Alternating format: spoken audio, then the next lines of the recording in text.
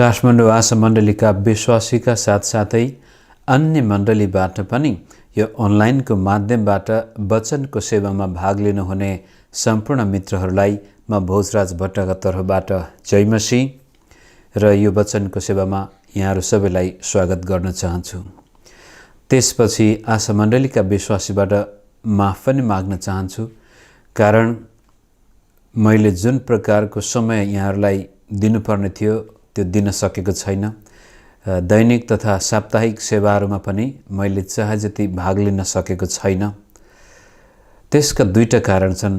पहिलो कारण, हाम्रो मण्डलीका पास्टर अगुवाहरूले पोलपिटबाट जब परमेश्वरको वचनको सेवा गरेको म देख्छु, त्यो देख्दा मेरो हृदय आनन्दले भरिन्छ।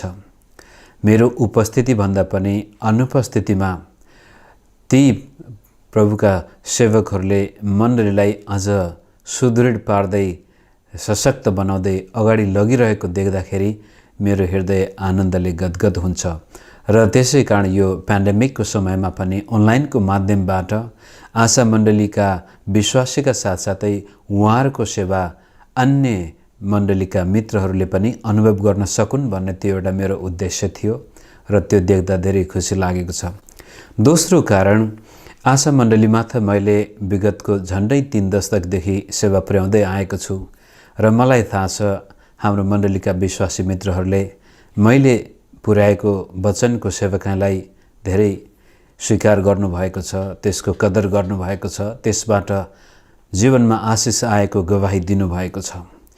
भने त्यस्तै किसिमले जसरी तपाईहरूले यो वचनको सेवाकाईबाट आशिष पाउनु भएको छ, त्यो आशिष हाम्रो मण्डलीभन्दा बाहिरका विश्वासी मित्रहरूलाई पनि म दिन चाहन्थे, जसको लागि यो पेन्डेमिकको समयमा परमेश्वरले धेरै ढोकाहरू खोल्नुभयो।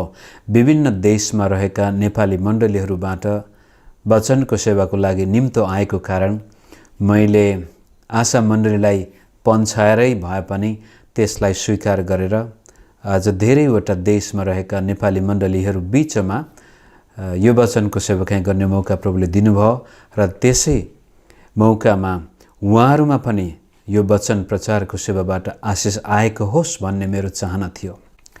र त्यसलाई फराकिलो बनाउनको लागि मैले अर्को एउटा पाइला चाले। हुन त पोहोर साल पनि मैले वचनको व्याख्या झन्नै नयाँ नियमका थुप्रै किताबहरूको व्याख्या प्रत्येक दिन लाइभ प्रसारण गरेर मैले गर्दै आएको थिएँ। तर पछि गएर शारीरिक अस्वस्थताका साथसाथै प्राविधिक कारणले मैले त्यो निरन्तरता दिन सकेको थिएन। तर गएको 4 महिनाबाट हरेक बिहान भारतीय समयअनुसार 6 बजे र नेपाल 6:15 20 देखि 30 मिनटको एउटा प्रत्यक्ष वचन प्रसारण फेसबुक लाइभबाट गर्दै आएको छु र जसमा काठमाडौँका विश्वासी मित्रहरू बेला बखतमा देख्छु। कतिपय परिवार त निरन्तर आइरहनु भएको छ, मलाई थाहा छ। र तपाईहरूका साथसाथै बाहिरका विश्वासी मित्रहरूले पनि काठमाडौँ आशा चर्चमा प्रचारिने वचन उहाँहरूको जीवनमा पनि पुग्न सकोस् भन्ने उद्देश्यले हरेक बिहान म त्यो वचनको सेवामा आफैलाई प्रस्तुत गर्दै आएको छु। र तपाईहरू जसलाई बिहान वचन मनन गर्न मन लाग्छ, त्यसमा पनि तपाईहरूले अझ भाग लिन सक्नुहुनेछ र म भ्याएसम्म निरन्तर यसलाई अगाडि लैजानेछु र त्यसको रेस्पोन्स पनि राम्रोसँग आइरहेको देख्दा मलाई धेरै उत्साह आएको छ। त यी कुराहरूको कारण म काठमाडौँ आशा मण्डलीमा जुन प्रकारको सेवा गर्न चाहन्थे त्यो केही समयको लागि थन्काएको थिएँ। तर सायद अब समय आएको छ म बेला बखत यस किसिमले आएर यहाँको सामनेमा पनि परमेश्वरले मेरो हृदयमा राख्नुभएका कुराहरू प्रस्तुत गर्ने नै छु। कारण झन्डै 1 वर्ष भइसक्यो हाम्रो भेट नभएको। जनवरी महिनामा म आएको थिएँ, त्यसपछि 2 चोटि त कमसेकम फर्किसक्थे होला सेवाको लागि। तर यो महामारीले हामी अड्किन पुगेका छौँ।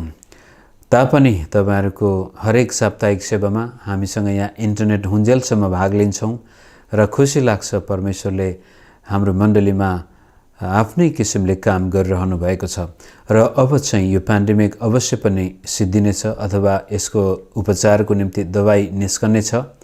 त्यस पश्चातको जीवनमा हाम्रो सेवकाईलाई परमेश्वरले अवश्य पनि अझ बढी उचाइमा लानुहुनेछ। त्यति भन्दै आजको वचनको सेवकाईलाई म बाइबलको कुनै एउटा निश्चित खण्डभन्दा पनि मेरो हृदयमा लागेका मनका कुराहरू यहाँको सामनेमा बाँड्न चाहन्छु। शीर्षक यदि यो वचनको दिने हो भनेदेखि जीवनको स्कुलबाट हामी किन सिक्न सक्दैनौँ, जीवनको स्कुलबाट हामी किन पास हुन सक्दैनौँ, जीवनको स्कुलबाट हामी किन दीक्षित हुन सक्दैनौँ अथवा त्यहाँबाट ग्रेजुएट हुन सक्दैनौँ, हामी जीवनको स्कुलको कुनै कक्षामा किन अड्केर बसिरहन्छौँ। त्यसै प्रश्नको सेरोफेरोमा परमेश्वरले मेरो मगजमा हाल्नुभएका विचारहरूका साथसाथै हृदयमा बोल्नुभएका कुराहरू यहाँसँग म मेरो समयले भ्याएसम्म बाँड्ने प्रयास गर्नेछु। विश्वमा तपाईँले मैले जुनसुकै क्षेत्रमा पनि मानिसको जीवनलाई अध्ययन गर्दाखेरि 5 देखि 10% मानिसहरू मात्रै सफलता हासिल गर्छन्। एउटा सर्वेक्षण गरिएको थियो जसमा 25 वर्षको उमेरमा 100 जना मानिसहरूको जीवनको अध्ययन गरिएको थियो। उनीहरूलाई सोधिएको थियो तिम्रो जीवनमा के गर्न चाहन्छौ भन्दाखेरि सबैको लक्ष्य थियो केही गर्ने, उद्देश्य थियो केही गर्ने। तर 65 वर्ष पुगेपछि ती 100 जना मध्ये 5 जनाले मात्रै आफूले चाहेको कुरो प्राप्त गरेको पाइयो भने त्यस्तै किसिमले अरू कुनै पनि क्षेत्रमा 10 देखि 12% मात्रै मानिसहरूले सफलता हासिल गरिरहेको पाइन्छ। उदाहरणको लागि कुनै मान्छेको शरीर मोटायो अनि त्यो मान्छेले आफ्नो वेट घटाउन चाहन्छ भनेदेखि 100 जनाले त्यो कार्यक्रम सुरु गरेको खण्ड म त झन्नै 120 किलो भइसके, नत्र म अब छिटै मर्छु, केही न केही गर्नुपर्छ भनेर ती व्यक्ति 100 जना व्यक्तिले त्यस किसिमले आफ्नो वेट घटाउने कार्यक्रममा भाग लिँदाखेरि धेरैभन्दा धेरै 12 जनाले अन्तिममा त्यो लक्ष्य प्राप्त गर्छन्। त्यस्तै किसिमले अरू कुनै क्षेत्रमा पनि आफूसँग भएको योग्यता क्षमतालाई पूर्ण सदुपयोग केवल 10-12%ले मात्रै गर्दो रहेछन् जिन्दगीमा भने 90% मानिसहरू आफ्नो जुन प्रकारको योग्यता र क्षमता थियो त्यसलाई खेर फालेर मर्दा रहेछन्। त्यो कुरो म विश्वासी जीवनसँग दाँच्न चाहन्छु। हामी प्रत्येक शनिबार मण्डलीमा जान्छौँ, आइतबार मण्डलीमा जान्छौँ अथवा कुनै कुनै खाडी क्षेत्रमा त शुक्रबार पनि मण्डलीको सेवा हुँदो रहेछ। अनि हरेक आइतबार पास्टर प्रचारकले वचन प्रचार गर्छन्। घर घरमा घरेलु संगति पनि हुन्छ, त्यहाँ पनि वचनको सेवा हुन्छ। आफैले पनि हामी वचन अध्ययन गर्छौँ, पढ्छौँ। तर जीवनको स्कुलको 1 कक्षा 2 कक्षा धेरै भयो 3 कक्षासम्म हामी जान्छौँ। त्यसपछि त्यहाँ जहिले पनि फेल भएर बसिरहेको देखिन्छ। आखिर बाइबलमा बताइएको वचन त्यही नै हो, परमेश्वरमा विश्वास गर। परमेश्वरमा विश्वास गरिसकेपछि एक आपसमा प्रेम गर र आफ्नो व्यक्तिगत जीवनमा परमेश्वरले गर्न सक्ने महान कामको आशा राख। विश्वास, प्रेम र आशा यी तीनै कुराहरूको सेरोफेरोमा जीवन चक्र चलिरहनु पर्ने हो। यिनै कुराहरूमाथि हामीले विजय हासिल गर्नुपर्ने हो। तर अधिकांश ख्रीष्ट येशूमा विश्वास गर्ने विश्वासीहरू न त विश्वासको कक्षाबाट पास भएका देखिन्छन्, न प्रेमको कक्षाबाट पास भएका देखिन्छन्, न आशाको कक्षाबाट पास भएका देखिन्छन्। जहिले पनि यो उजाड स्थानमा इजरायलीहरू जसरी 40 वर्षसम्म फेरो मार्दै रहे त्यस्तै किसिमले क्रिस्चियन विश्वासीहरू पनि त्यही साधारण कुराको चारैतिर घुमिरहेका छन्। किन होला? जसै त्यसलाई हेर्नको लागि 2 तिमोथी 3 अध्यायको 7 पदमा त्यो 3 अध्यायभरि हुन त झुटा शिक्षाले ल्याउने खतराको बारेमा उल्लेख गर्दाखेरि कस्ता खालका मानिसहरूलाई झुटा शिक्षकहरूले खतरा गर्दछन्, कस्ता मानिसहरू असफल जीवन बिताउँछन् भन्ने कुराहरूको चित्रण गर्दाखेरि 7 पदमा यसरी भनेको छ, झुटा शिक्षकहरू कस्ता खालका मानिसहरूको पछि लाग्दो रहेछन्। किनभने 6 पदबाट किनभने तिनीहरूमध्ये कोही घर घर पसी पापले थिचिएका र विभिन्न मनोभावको कब्जामा परेका कमजोर स्त्रीहरूलाई आफ्ना अधीनमा पार्छन्। झुटा शिक्षकहरू, गलत शिक्षामा लागेका मानिसहरूले यस्ता मनोभावको कब्जामा परेकाहरू, कमजोर मनस्थिति भएकाहरूलाई अधीनमा पार्छन्। र 7 पदमा जुन स्त्रीहरू सिक्न त सधैँ सिक्छन् तर सत्यताको ज्ञानमा कहिल्यै आउन सक्दैनन्। यो वाक्यांश तपाईँले याद गर्नुहोस्। सिक्न त सधैँ सिक्छन् तर सत्यताको ज्ञानमा कहिल्यै आउन सक्दैनन्। यो एक किसिमको आत्मिक रोग अधिकांश विश्वासीहरूमा लाग्दो रहेछ, अथवा वैज्ञानिक नियम नै लागू गर्ने हो भनेदेखि मण्डलीमा केवल 10% विश्वासीहरूले मात्रै आफ्नो कमाईको पूर्ण दशांश दिन्छन्। त्यसपछि 20%ले चाहिँ आंशिक रूपले भए पनि दिन्छन्। र अब त्यो सालाखाला हेर्दाखेरि मण्डलीमा 10 देखि 20% को विश्वासीहरूले मात्रै आफ्नो जीवन पूर्ण रूपले परमेश्वरको सेवाको लागि, परमेश्वरले दिने आशिष र अनुग्रह प्राप्त गर्नको लागि प्रस्तुत गरेको देखिन्छ भने 80-90% आफूसँग भएको जुन प्रकारको दान वरदान, जुन प्रकारको सम्भावना थियो त्यसबाट वञ्चित नै भएको देखिन्छ। त्यही कुरोलाई हिब्रूको लेखकले पनि बडो खिन्नतापूर्वक तरिकाले यसरी व्यक्त गर्नुभएको छ। 5 अध्याय हिब्रू 5:11बाट यसरी उल्लेख गरिएको छ, यो कहिल्यै नहुर्किने विश्वासी, जीवनमा सफलता हासिल गर्न नसक्ने विश्वासी, जीवनको कक्षा स्कुलको एउटा क्लासबाट कहिले पनि अर्को क्लासमा जान नसक्ने विश्वासीलाई यस किसिमले व्यक्त गरेको छ। यस विषयमा हामीलाई भन्नु त धेरै छ तर बुझाउन गाह्रो छ, किनकि तिमीहरूको सुन्ने शक्ति मन्द भएको छ।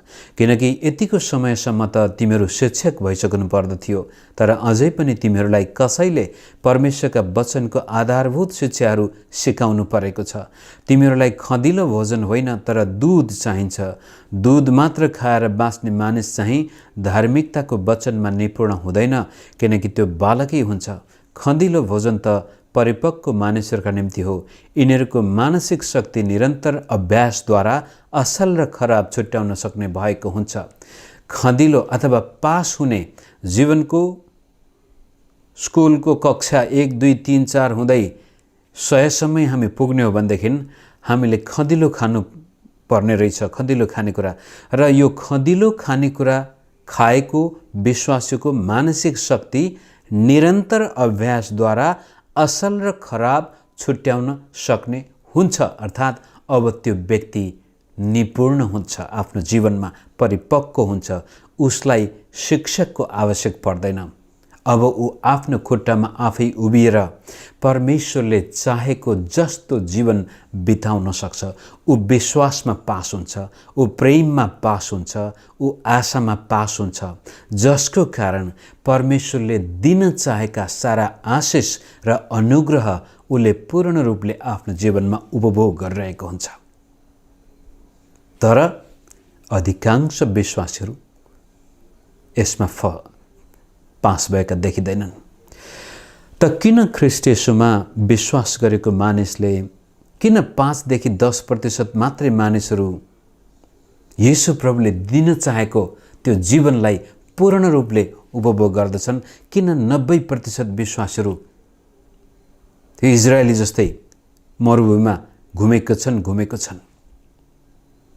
पहिलो कुरो, उनीहरूले आफ्नो जीवनलाई जुन प्रकारले गम्भीरतापूर्वक लिनुपर्ने थियो लिएको हुँदैन, र परमेश्वरले दिनुभएको मुक्तिलाई जुन प्रकारले गम्भीर रूपले लिनुपर्ने थियो लिएको हुँदैन।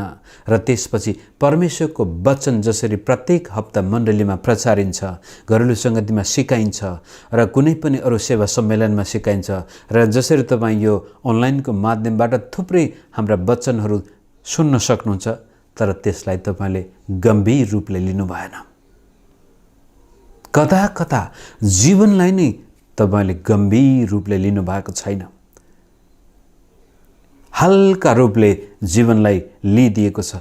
किन हो जीवनसँग सायद बचपनमै त्यस्तो प्रकारका तिता अनुभव थिए होला, जसको कारण तपाईँ आफ्नो व्यक्तिगत जीवनमा ओजन बिनाको व्यक्ति बन्दिनुहुन्छ, जीवनलाई हल्का रूपले लिनुहुन्छ, र जसको कारण मण्डलीमा जाँदाखेरि पनि त्यो आराधना, त्यो स्तुति, प्रशंसालाई पनि हल्का रूपले लिनुहुन्छ, प्रचारिएको वचनलाई पनि हल्का रूपले लिनुहुन्छ, र कतिले त धेरै बहाना पनि बनाउनुहुन्छ। म त पढे लेखेको छैन, म त बुझ्दैन, यो पास्टरले प्रचार गरेको नै बुझ्दैन, यो गाएका भजनहरू नै म त गाउनै सक्दैन, मलाई त गाउनै आउँदैन। कता कता जीवनलाई गम्भीरतापूर्वक नलिएको कारण त्यसपछि सजिलै धेरै बहानाहरू हामी बनाउन सक्छौँ।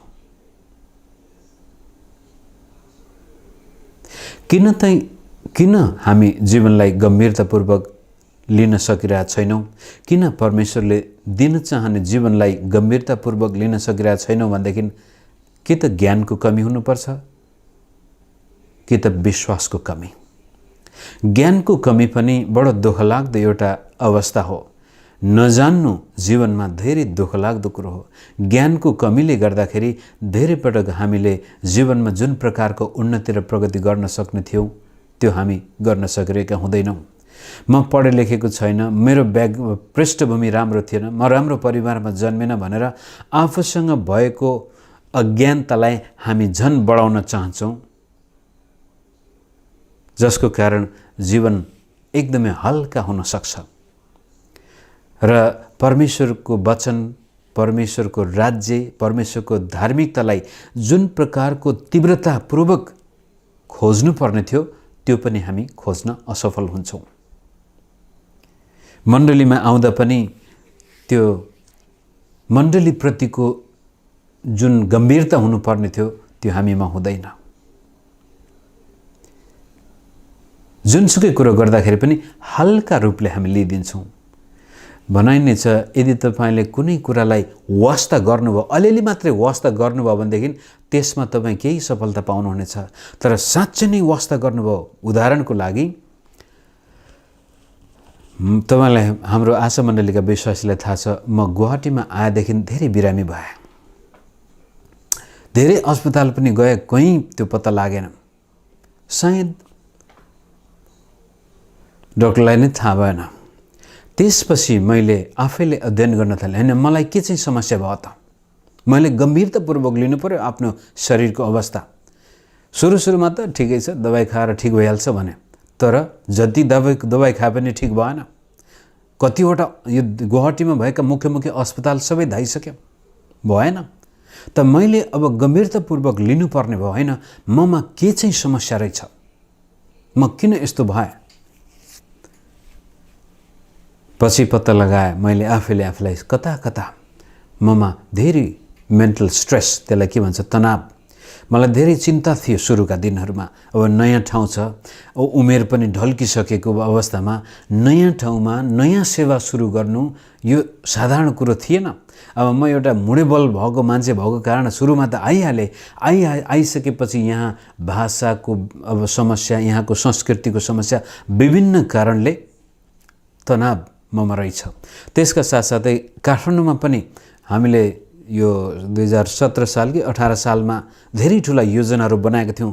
ममा त्यो एउटा बडो ठुलो दर्शनका साथ अगाडि जानुपर्छ भनेर गएको थिएँ। तर आफ्नो शरीरको स्वास्थ्य कमजोरी, यहाँको चुनौती यस्तै, त्यहाँ पनि मैले ध्यान दिन नसक्दाखेरि कता त्यहाँको विफलतालाई पनि मैले आफैले लिएँ। त्यसपछि मेरो पारिवारिक चुनौती आफ्नै किसिमको, मेरो छोरा अब आफूसँग छैन, ऊ विदेशमा काम गर्दैछ, एउटै मात्रै छोरा, विभिन्न कारणले उसको भविष्यको लागि विभिन्न प्रकारका तनावले गर्दाखेरि मेरो शारीरिक अवस्था दिनानुदिन कमजोर हुँदै गएको मलाई थाहा भएन। मलाई के लाग्यो भनेदेखि म त मलाई प्रभुसँग मैले समय बिताएको छु, प्रार्थना गरेको छु, सब ठिक छ, प्रभुले सब ठिक गर्नुहुन्छ भनेर विश्वास त गर्दै थिएँ। तर माटोले बनेको शरीर धेरै धान्न सक्दो रहेनछ। त्यसपछि गएको करिब नेपालबाट फर्केपछि म फेरि एकचोटि बिराम भएको थिएँ। जनवरी महिनामा फर्केको थिएँ, फेब्रुअरीको सुरुमा म अस्पताल भर्ना भएको थिएँ। त्यसपछि मैले निर्णय गरेँ, होइन यो चाहिँ अब भएन, मैले मेरो यो शरीरको अवस्था र मानसिक अवस्था अब अध्ययन गर्नुपर्छ। र त्यसपछि जानी अब मेहनत गर्नु पर्यो, म कसरी तनाव मुक्त हुनु पर्यो, अध्ययन गर्नु पर्यो, आफैले त्यसबाट निकाल्नु पर्यो, गम्भीरतापूर्वक लिनु पर्यो। र नभन्दै मित्र, यो पेन्डेमिकको समयभरि फेब्रुअरी महिनादेखि अहिलेसम्म त्यस्तो प्रकारको आपत आएको छैन। मेरो शरीरले अहिले एकदमै मेरो ब्लड प्रेसर पनि नर्मल भइसकेको छ। आफैले मसिन ल्याएर जाँच्नु परेको थियो। वेट पनि घट्दै गयो मेरो। म एकदमै वेट लिँदै थिएँ। अब सानो कदको मान्छे वेट बढी भएर आएको थियो। अहिले सब ठिक छ। मेरो टाउको दुख्ने पनि सिद्धियो अब आएर। र शरीरमा तन्दुरुस्ती फर्केर आएको छ, रङ फर्केर आएको छ। किन भन्दाखेरि मैले गम्भीरतापूर्वकले होइन, ममा केही समस्या छ, तनावलाई मैले नियन्त्रण गर्नु पर्यो। म कहाँ पुगे बिर्सिसकेको छु। तपाईँ र मेरो जीवन किन माथि जाँदैन? किनभनेदेखि हामीले जीवनलाई गम्भीरतापूर्वक लिएका छैनौँ, हल्का रूपले लिएका छौँ। आज खानालाई पुगेको छ, ठिकै छ। आज सन्चो छ, ठिकै छ। आज परिवारमा ठिकै छ, केही नराम्रो भएको छैन। कानमा तेल हालेर बस्यो, मेहनत गरेनौँ, परिश्रम गरेनौँ। मेरो जीवन यो क्लासबाट पास भएर म अर्को क्लासमा जानुपर्छ भन्ने कुरालाई जोडसँग नलिएको कारण त्यसपछि अज्ञानतालाई स्वीकार गर्न थाले। मलाई थाहा छैन, खै कसरी गर्ने हो, मलाई थाहा छैन। जसको कारण हामी जहाँको त्यहीँ अड्केर बसेका हुन्छौँ। चाहना त छ, तर गम्भीरतापूर्वक नलिएको कारण त्यसमा पाइला चाल्ने आँटै आउँदैन। र दोस्रो कुरो, विश्वास नै लाग्दैन हामीलाई कि म जीवनमा परिवर्तन गर्न सक्छु। हामीले विश्वास छोडिदिएका हुन्छौँ। यस्तै हो जिन्दगी, यति नै होला मेरो जीवनमा। सायद तपाईँ कुनै कुलतमा फस्नु भएको छ, खराब आदतमा फस्नु भएको छ। तपाईँको परिवारमा अशान्ति होला, कलह होला, छोराछोरी आमा बाउ बीचमा समस्या होला। तपाईँलाई लाग्न सक्छ यस्तै अब यो परिस्थितिबाट म उम्किन सक्दैन भनेर तपाईँले विश्वास गुमाइसक्नु भएको छ होला। विश्वासको कमीले तपाईँ कहिले पनि त्यो एक क्लासबाट 2, 2बाट 3, 3बाट 4 हुनुपर्ने व्यक्ति एक क्लासको एक क्लासमै बसिरहेको पनि हुन सक्छ। संसारमा जति पनि मानिसहरूले जीवनमा सफलता हासिल गरेका छन्, त्यो 5 देखि 10% मानिसहरू जो सफल हुन्छन्, चाहे त्यो भौतिक जीवनमा होस् चाहे आत्मिक जीवनमा होस्, तिनीहरूले विश्वास गर्छन् कि म सक्छु, मसँग सम्भावनाहरू छन् र यदि मैले सकेन भने पनि मलाई त्यो सक्ने बनाउने मेरो परमेश्वर हुनुहुन्छ। मर्कुस 9:23 प्रभुले भनेको वचन उनीहरूको मगजमा रजिस्टर भएको हुन्छ कि विश्वास गर्नेका निम्ति सबै कुराहरू सम्भव छन्। त तपाईले सानो नाङ्लो पसल थाप्नु भएको छ भनेदेखि त्यो नाङ्लो पसल थाप्ने व्यक्तिले यदि विश्वासका साथ त्यो नाङ्लोलाई ए नाङ्लो आज त एउटा साधारण मानिसको हेलाको पात्र छस्, तर म विश्वास गर्छु एक दिन मेरो नाङ्लो पसल सटरमा परिणत हुनेछ र एउटा सटर मात्र म 2टा लिन सक्नेछु, 2टा मात्र नभएर म भोलि एउटा ठुलो व्यापारी बन्न सक्नेछु। त्यो विश्वास हामीमा आउनु पर्यो। यो विश्वासको कमीले गर्दाखेरि हामी त्यसपछि जीवनलाई हल्का रूपले लिदिन्छौँ। यस्तै हो जिन्दगी भनेर हामी छोडिदिन्छौँ, जसको कारण आत्मिक जीवनमा कहिले पनि प्रगति आउँदैन। त्यसै कारण मित्र, मेरो आज तपाईसँग मनको कुरो भन्न मन लागेको कारण यही हो कि तपाईले यदि जीवनलाई गम्भीरतापूर्वक लिनुभयो, तपाईको विवाहलाई गम्भीरतापूर्वक लिनुभयो, तपाईको सम्बन्धहरूलाई गम्भीरतापूर्वक लिनुभयो, तपाईसँग जो काम हातमा छ त्यो कामलाई पनि गम्भीरतापूर्वक लिनुभयो, तपाईको व्यवसाय छ त्यसलाई पनि गम्भीरतापूर्वक लिनुभयो र मण्डलीमा जब तपाईँ आउँदाखेरि मण्डलीको सेवा सङ्गतिलाई पनि गम्भीरतापूर्वक लिनुभयो, वचन सुन्नुहुन्छ त्यसलाई पनि गम्भीरतापूर्वक लिनुभयो र त्यसपछि परमेश्वरको वचनले भनेका कुराहरू अनुसार विश्वास पनि गर्नुभयो भनेदेखि तपाईको जीवन अवश्य पनि 1बाट 2, 2बाट 3 हुँदै परमेश्वरले जहाँसम्म चाहनुहुन्छ त्यहाँसम्म तपाईँ जान सक्नुहुने थियो। तर आज मण्डलीका केवल 5 देखि 10% मात्रै त्यस्तो प्रकारको जीवन अनुभव गरिरहेका छन्। कहीँ न कहीँ प्रेमको कमीले गर्दाखेरि जीवन खल्लो, विश्वासको कमीले गर्दाखेरि जीवन खल्लो, आशा रहित भएर मानिसहरू बसिरहेछन्। तर पनि प्रभु प्रभु भनेर त हामी हरेक शनिबार मण्डलीमा आउँछौँ। त हिब्रूको लेखकले भने अहिलेसम्म त तिम्रो शिक्षक भइसक्नु पर्ने थियो, तर अझै पनि कसैले तिमीलाई दुधी बालक जस्तै खुवाइदिनु परेको छ। मित्रहरू, प्रभुले तपाईलाई यति धेरै प्रेम गर्नुहुन्छ कि तपाईको जीवनका हर क्षेत्रमा उहाँ तपाईलाई प्रशस्त मात्रामाको जीवन दिन चाहनुहुन्छ। तपाईको शरीरको रोग ब्याज निको पार्न चाहनुहुन्छ। तपाईको आर्थिक अवस्थामा उन्नति ल्याउन चाहनुहुन्छ। तपाईको मानसिक तनाव, म आफै भन्दैछु, आज म एकदमै खुसी आनन्दित छु हिजो आज, कारण मलाई थाहा भयो कि मैले मेहनत गरेको खण्डमा मेरो तनावबाट पनि म मुक्ति हुन सक्छु र प्रभुले पनि मलाई त्यो दिन सक्नुहुन्छ। सम्भव छ, विश्वास गर्नेका निम्ति सबै कुराहरू सम्भव छन्। आश्चर्य कर्म गर्न तपाईँ अगमवक्ताको पछि लाग्नु पर्दैन। आश्चर्य कर्म पाउनको लागि चङ्गाइकर्ता खोज्न जानु पर्दैन। यदि तपाईँले चाहनुभएको खण्डमा आश्चर्य कर्म तपाईँ आफै उत्पादन गर्न सक्नुहुन्छ। जसै मैले मेरो शरीरमा आश्चर्य कर्म अनुभव गरेको छु। डाक्टरले पत्ता नलागेको, दबाईले काम नगरेको, र जब म आफ्नो जीवनलाई गम्भीरतापूर्वक लिन थालेँ र प्रभुको चरणमा गएर भने, लौ प्रभु अब देखाउनुहोस् मेरो कहाँनिर समस्या रहेछ। अनि प्रभुले देखाउनु भयो। मैले आफैले पनि अध्ययन गरेँ, थाहा पाएँ कि कसरी अब यसबाट मुक्ति पाउने। नभन्दै आज मेरो शरीर स्वस्थ छ। यो आश्चर्य कर्म हो। मैले सुरुमा त डर लागिसकेको थियो। पोहोर साल मलाई अप्ठ्यारो लाग्यो यहाँसम्म कि अब चाहिँ मैले मेरो छोरा र श्रीमतीलाई सबै कुराहरू यहाँ के कस्तो छ भनेर एउटा आफ्नो अन्तिम इच्छा समेत पनि लेखिसकेको थिएँ। यस्तो यस्तो छ, यस्तो यस्तो गर्नु भनेर। तर यो जनवरीमा नेपालबाट फर्केछु हैन, यो त भएन। यसरी चाहिँ हुँदैन। मैले उपाय निकाल्नुपर्छ, खोज्नुपर्छ। मिरेकल, आश्चर्य कर्म सम्भव छ।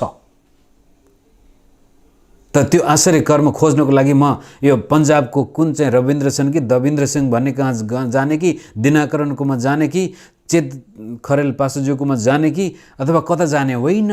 ख्रीष्ट येशूले तपाईलाई मलाई दिएको वचन तपाईले समात्नु भयो कि विश्वास गर्नेका निम्ति सबै कुराहरू सम्भव छन् र उहाँका कोर्राका चोटले म निको भएको कुरो तपाईले दाबी गर्नुभयो भनेदेखि र त्यसलाई विश्वास गर्नुभयो र विश्वास मात्र नभएर, अब मेरो समय धेरै गएछ, म बोल्न थालेपछि बिर्सिहाल्छु। त अब अगाडि जाँदैछु मैले भन्ने कुरा। पहिलो कुरो त विश्वास। पहिलो कुरो गम्भीरतापूर्वक आफ्नो जीवनलाई लिनुहोस्। यदि तपाईँ गरिब हो भनेदेखि त्यो गरिबलाई माया गरेर होइन कि त्यसलाई चाहिँ निकाल्नको लागि सिरियस हुनु पर्यो, युद्ध गर्न तयार हुनु पर्यो।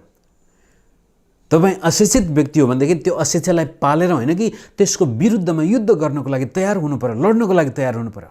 तपाईँ बिरामी व्यक्ति हो भनेदेखि त्यो बिरामीलाई पालेर जहाँ गएर आइया अथवा पास्टर अगुवा प्रार्थना गरिदिनुहोस्, म त कहिल्यै निको भएन, मेरो यता दुख्छ उता दुख्छ भनेर गीत गाउनुको सट्टामा, होइन, यो रोग ब्याज मेरो शरीरमा नहुने चिज हो, म त पवित्र आत्माको मन्दिर हुँ, त्यसको विरुद्धमा युद्ध गर्न तयार। त गम्भीरतापूर्वक लिनुहोस् तपाईँको समस्याहरूलाई पनि, र त्यसपछि त्यसमाथिमा विजय हुनेछु र परमेश्वरले मलाई विजय दिनुहुनेछ, दिइसक्नु भएको छ भनेर विश्वास तपाईँमा उत्पन्न हुनु पर्यो।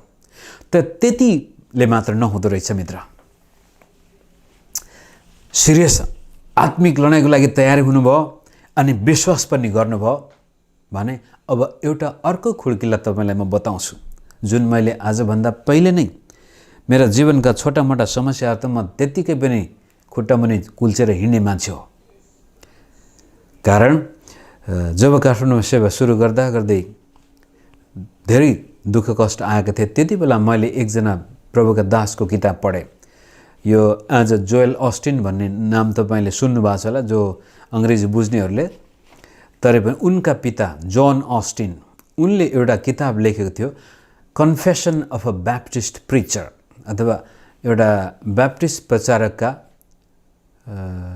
प्रार्थना नै भनौँ। कन्फेसन भनेपछि स्वीकार भनेर भनिन्छ, तर पनि मुखबाट बोल्नुपर्ने कुराहरू। अनि उहाँले त्यो किताबमा उहाँ कसरी आफ्नो प्रार्थनालाई व्यक्त गर्नुहुन्छ। कन्फेसन भनेको व्यक्त गर्नु, भित्रको विश्वासलाई। रोमी 10 अध्यायको 9-10 पदमा भने जस्तै, मानिस हृदयमा विश्वास गर्छ र मुखले स्वीकार गर्छ, त्यो स्वीकार गर्ने कुरालाई confession of a Baptist preacher भन्ने किताब मेरो हातमा आयो र त्यसपछि त्यहाँ केवल परमेश्वरका प्रतिज्ञाहरू मात्रै, उनले त किताब हरेक विषयमा सिस्टमेटिक तरिकाले प्रार्थनालाई व्यक्त गर्नको लागि त्यो किताब उनले आफ्नो प्रार्थनाको किताब हो त्यो। र मैले र मेरो श्रीमतीले त्यसपछि त्यो किताब अझै पनि लाइब्रेरीमा छ कि छैन, मैले अस्ति जाँदा खोज्ने प्रयास गरेँ, भेटाएन। कता पुग्यो सायद कोरियामै छोडेर आयो कि। मैले त्यो किताब फाटुन्जेलसम्म त्यहाँ केवल परमेश्वरले दिएका प्रतिज्ञाहरू, चङ्गाई चाहियो भनेदेखि चङ्गाईको मुनि परमेश्वरले दिएका प्रतिज्ञाहरू त्यहाँ प्रत्येक दिन आफैलाई ऐनाको सामुन्नेमा उभिएर बोल्नु पर्यो, ए फलाना त चङ्गाई भएको छ, किनभनेदेखि कल्भरी क्रुसमा ख्रीष्टले तेरा रोग बोक्नु भएको छ।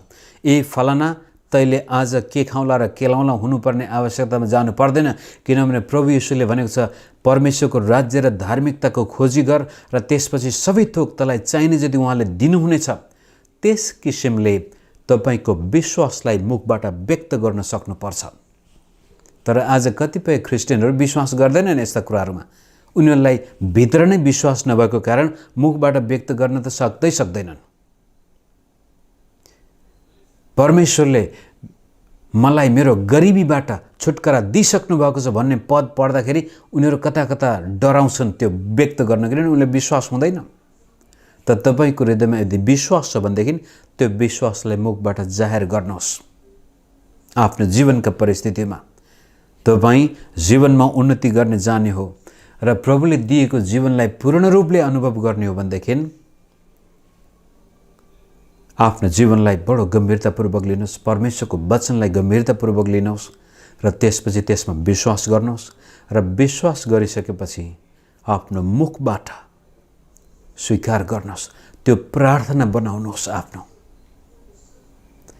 र तपाईँको मुखबाट कहिल्यै पनि विनाशकारी कुरा नबोल्नुहोस्। हितोपदेश 18:20-21 पदमा बडो गजबले भने जिब्रोमा जीवन र मृत्युको शक्ति छ। याकुब 3 अध्यायलाई पनि बडो गजबले भन्छ यो जिब्रोले सारा जीवन खाक बनाइदिन सक्छ। यदि तपाईँको जिब्रो विनाशकारी वचन बोल्दैछ भनेदेखि तपाईँको जीवन नाश हुन्छ। त आज धेरै ख्रिस्टियनहरू चुकेको ठाउँ भनेको जिब्रोमा हो। हृदयमा पनि अलिअलि त विश्वास हुन्छ, तर जिब्रोले चाहिँ त्यो हृदयको विश्वासलाई काटिरहेको हुन्छ। उनीहरू बिहान उठ्ने बित्तिकै प्रभु धन्यवाद, आजको दिन तपाईँले सिर्जना गर्नुभएको, म यसमाथि रमाउने छु भन्नुको सट्टामा तेरे आजको दिन फेरि कस्तो त्यहाँ जानुपर्ने, यो गर्नुपर्ने, के गर्ने होला, घर भाडा तिर्न सकेको छैन, बिरामी भाँच, छोराछोरीको फिस तिर्न सकेका छैन, फलानुले मेरो विरुद्धमा के गरेको छ। नकारात्मक र जीवनभन्दा मृत्यु ल्याउने कुरा हामी बोलिरहेको हुन्छौँ। यदि बोलेका छैनौँ भनेदेखि मगजमा त्यो आइरहेको हुन्छ अनि परमेश्वरको वचनलाई त त्यहाँ ठाउँ नै हुँदैन। आज किन धेरै ख्रिस्टियनहरू आफ्नो जीवनमा हारेका छन्, किनभनेदेखि उनीहरूले जितलाई स्वीकार गर्नै सकेको छैन। हारमाथि उनीहरू खुसी भइरहेछन्, कारण त्यही सोचिरहेछन् दिनरात जे तपाईँले सोच्नुहुन्छ त्यस्तै प्रभु मुखबाट निस्कनेछ, जे मुखबाट निस्कन्छ त्यो वास्तविक भएर आउनेछ र तपाईँ जहाँको त्यहीँ हुनुहुनेछ यदि बोली वचन फेर्नु भएन भनेदेखि। त आज यहाँ हाम्रो विश्वासीहरूलाई मैले भन्दै आएको कुरो हो, तर आज यो 10 महिनापछि फेरि मौका 9-10 महिना भइसक्यो, जनवरीदेखि लिएर अब आज तपाईँलाई सम्झाउन चाहन्छु, तपाईँको जीवनलाई गम्भीरतापूर्वक लिनुहोस्। यो जीवन एकचोटिलाई मात्रै हो। कतिजना आज 50-60 वर्षको भइसक्नुभयो, 70-80 पनि भइसक्नुभयो होला, फर्केर आउँदैनन् हाम्रा गएका दिनहरू। आजको दिन यति मात्रै हो, अब गयो सिद्धियो, त यसलाई खेर जान नदिनुहोस्। यदि आज तपाईँको शरीरमा स्वास्थ्य छ भनेदेखि यो सधैँभरि यस्तै होला भनेर त्यसलाई त्यत्तिकै हल्का रूपले नलिनु, गम्भीरतापूर्वक लिनु, यसको वास्ता गर्नुहोस्। तपाईँको हातमा 2-4 पैसा छ भन्दैमा यो त पुग्छ होला भनेर ढुक्क कानमा तेलाएर नबस्नुहोस्। त्यसलाई अझै प्रभुको हातमा समर्पण गरेर भन्नुहोस्, प्रभु मसँग आज यति पैसा छ, तपाईँले यसलाई निरन्तर बढाउनुहोस्, मेरो इन्कम बढाउनुहोस् प्रभु भन्नु पर्यो। हरेक बिहान उठ्दाखेरि प्रभु तपाईँले मेरा सारा आवश्यकताहरू पुरा गर्नुहुनेछ, मलाई चाहिने सबै कुराहरू तपाईँले जुटाउनु हुनेछ। आफ्नो मुखबाट आफ्नो श्री सम्पत्तिलाई पनि आशिष दिनुहोस् र त्यस्तै किसिमले आफ्नो शरीरलाई पनि, आफ्ना छोराछोरीलाई पनि आशिष दिनुहोस्। आफ्नो कामलाई पनि आशिष दिनुहोस्। आफ्नो चर्चमा मण्डलीमा आउँदाखेरि त्यो मण्डलीलाई पनि आशिष दिनुहोस्। तपाईँको छेउमा दायाँ देब्रेमा कुर्सीहरू खाली हुन सक्छन्, त्यो कुर्सीलाई आशिष दिनुहोस् र भन्नुहोस् प्रभु तपाईँले यी कुर्सीमा बस्ने तपाईँका छोराछोरीलाई ल्याउनुहोस् मुक्तिको मार्गमा भनेर आशिष दिनुहोस्। तपाईँको पास्टर मण्डली पुलपिटबाट प्रचार गर्दैछ भनेदेखि तपाईँले मनबाट त्यो पास्टरलाई आशिष दिनुहोस्। कोही अगुवाले त्यहाँ भाइ बहिनीहरूले तपाईँलाई स्तुति प्रशंसाको लागि भजन गानको लागि अगुवाई गर्दैछन्, तिनीहरूलाई आशिष दिनुहोस्। भेटी उठाउनुको लागि डिकनहरू आउँदैछन् तपाईँको सामान थैलो लिएर भन्दाखेरि खालि त्यो कति छाड्न छिटो त्यो थैलोमा हालेर हतार गर्नुको त्यो भेटीको थैलो बोकेर ल्याउने व्यक्तिलाई आशिष दिनुहोस्। तपाईँको अगाडि पछाडि बसिरहेछ त्यो व्यक्तिलाई आशिष दिनुहोस्। त्यस्तो प्रकारको आत्मिक जीवन तपाईँमा छ भनेदेखि तपाईँ अवश्य पनि 5 अथवा 10% पर्नुहुन्छ जो सफल हुन्छन् जीवनमा। तर जहिले पनि गनगन र किचकिच, अभाव र कमी, गरिबी, बिरामी, दुखी मात्रै आफूलाई देख्नुहुन्छ भनेदेखि तपाईँले जीवनलाई गम्भीरतापूर्वक लिनुभएको छैन। अरूलाई दोष दिनुहुन्छ, विगतलाई दोष दिनुहुन्छ, भाग्यलाई दोष दिनुहुन्छ, परिवारलाई दोष दिनुहुन्छ भने तपाईँ हार्नुभयो। अब त्यही उजाड स्थानमा इजरायलहरू घुमे जस्तै घुमिराख्नुहुनेछ। स्वर्ग त तपाईँ पुग्नुहुनेछ मरेपछि, तर बाँचुन्जेल दुःख कष्टमा त्यो अर्थहीन जीवन बिताइरहनुहुनेछ। तर यदि अर्थपूर्ण जीवन बिताउन चाहनुहुन्छ भनेदेखि तपाईँको जीवनमा आएको समस्यालाई पनि डटेर सामना गर्नुहोस् र त्यसपछि विश्वास परमेश्वरको वचनमाथि कि प्रभुले मलाई अवश्य पनि अगाडि लैजानुहुनेछ, यसमाथि विजय दिनुहुनेछ र विश्वासलाई आफ्नो मुखबाट जाहेर गर्नुहोस्, बानी बसाल्नुहोस्। अरू कसैलाई नभन्नुहोस्। लुकेरै बाथरुममा गएर गर्नुपर्छ भने बाथरुममा जानुहोस्, अथवा राति सबैजना सुतिसके कोही न एक्लै ठाउँमा त्यतिखेर प्रभुले ढोका बन्द गर प्रार्थना गर्दाखेरि भनेको। गोप्यमा भन्नु खोजेको मतलब तपाईँ अब बोल्नुहोस् आफैसँग। गरिब व्यक्ति तपाईँ हो भनेदेखि गरिबलाई येशूको नाममा निस्केर जा भन्न सक्नुहुन्छ र त्यसपछि सम्पन्नतालाई स्वीकार गर्नको लागि मगज खुला हुनु पर्यो, हृदय खुला हुनु पर्यो। हृदयमा परमेश्वरको वचनले भने अनुसारका तस्बिरहरू तपाईँको जीवनमा आउनु पर्यो। मेरो समय धेरै गइसक्यो र यति भन्छु, जसै म बिहा गर्नुभन्दा अगावै म मेरो श्रीमती र छोराछोरीको लागि भजन सङ्ग्रह 128लाई कण्ठ गरेर व्यक्त गर्दथे र नभन्दै आज मेरो जीवनमा एउटा आशिषमय श्रीमतीका साथसाथै एकदमै सफल छोरा पनि दिनुभएको छ। उसले जे गर्छ त्यसमा ऊ सफलता हासिल गर्दछ। सानै उमेरदेखि नै युनिभर्सिटी पढ्दा पढ्दै उसले काम पाएर त्यसपछि आज 4 वर्षसम्म उसले त्यो कम्पनीमा काम गरेर प्रोग्रामिङ गर्दैछ र उसको कम्पनीको मालिकले मेरो एकजना साथीलाई भनेछ फलानाको छोरा चाहिँ साह्रै चलाक बुद्धिमान रहेछ, त्यसको क्षेत्रमा त त्यो त जिनियस नै हो भनेर प्रशंसा गरेको तिम्रो छोराको बारेमा फलानोले भनेर मलाई हिजो साँझ मेसेज पठाएको थियो। अनि त्यतिखेर ठ्याक्कै मेरो मगजमा आयो भजन सङ्ग्रह 128। धन्य हो त्यो मानिस जो परमप्रभुको भय मान्दछ, त्यसकी श्रीमती त्यसको घरभित्र दागको फलवन्त लता जस्तै र त्यसका छोराछोरीहरू टेबुलका वरिपरि जैतुनका मुना जस्तै हुनेछन्। सम्भावनाले भरिएका, पोटेन्सियल, फुल अफ भाइटालिटी, दिमाग सबै कुराहरूले भरिपूर्ण भएका तिनीहरू जे गर्दछन् त्यसमा सफल हुनेछन्। त्यो ऊ जन्मिनु अगावै मेरो मुखबाट त्यो निस्किन्थ्यो प्रार्थनामा। त आज ती कुराहरू मेरो जीवनमा देखा पर्दैछन्। तपाईँ र मेरो जीवनलाई हामीले दाँजेको खण्डमा मेरो जीवन तपाईँको भन्दा अझ नाजुक थियो। अवश्य पनि म भन्न सक्छु, थोरै मात्रै व्यक्ति जुन बाटोबाट भएर म आएको थिएँ त्यो बाटोबाट भएर आएका हुन्छन्। जन्मसिद्धै तिरस्कार भएका थोरै थोरै व्यक्तिहरू हुन्छन्। तर त्यसपछि बाँचुन्जेलसम्म पनि त्यो बचपन कहाँले लाग्दो थियो।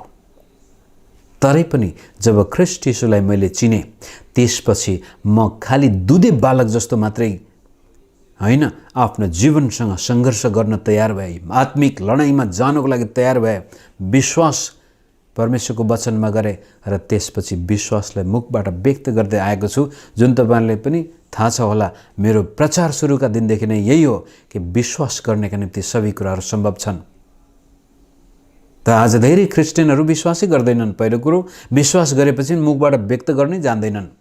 हृदयमा एक किसिमको विश्वास हुन्छ, मुखबाट अर्कै भाषा बोल्छन्। मैले धेरै लामो लिइसकेँ। मलाई आशा छ तपाईँको जीवन पनि खोलाको किनारमा रोपेको रुख जस्तै हुनेछ। हरियो खर्कमा प्रभुले तपाईँलाई सुताउनु हुनेछ, शान्त पानीनिर तपाईँलाई डोर्याउनु हुनेछ। मृत्युको घाँटीबाट भएर जाँदा पनि प्रभुले तपाईँलाई छोड्नुहुने छैन। उहाँ तपाईँको साथमा हुनुहुनेछ। उहाँको लौरो लट्ठीले तपाईँलाई सान्त्वना दिनेछ र असल मार्गमा प्रभुले डोर्याउनु हुनेछ र तपाईँको शत्रुहरूको सामनेमा भोज तयार गर्नुहुनेछ। तपाईँको शिरलाई तेलले अभिषेक गर्नुहुनेछ।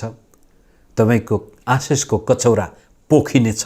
धेरै मानिसको निम्ति तपाईँ आशिषको मुहान बन्नुहुनेछ र जीवनभरि परमेश्वरको करुणा, दया, भलाइ तपाईँको पछि लाग्नेछ र तपाईँ उहाँको घर भवनमा उहाँलाई आराधना, स्तुति, प्रशंसा गरे नै रहने व्यक्ति बन्नुहुनेछ। त्यो मेरो विश्वास छ, त्यो मेरो आशा छ। आशा मण्डलीका विश्वासीका साथसाथै यो अनलाइनको माध्यमबाट यो वचन सुन्ने सम्पूर्ण विश्वासीको जीवनमा त्यस्तो जीवन आएको म देख्न चाहन्छु। त्यसको लागि तपाईँले सगरमाथा चढ्नु पर्दैन। केवल आफ्नो जीवनलाई गम्भीरतापूर्वक लिनुहोस्। त्यसपछि परमेश्वरको वचन र प्रतिज्ञामा विश्वास गर्नुहोस् र त्यसपछि दिनदिनै त्यसै प्रतिज्ञा अनुसार आफ्नो मुखबाट बोली पठाउनुहोस् र तपाईँले आफ्नो जीवनमा आश्चर्य कर्म देख्नुहुनेछ।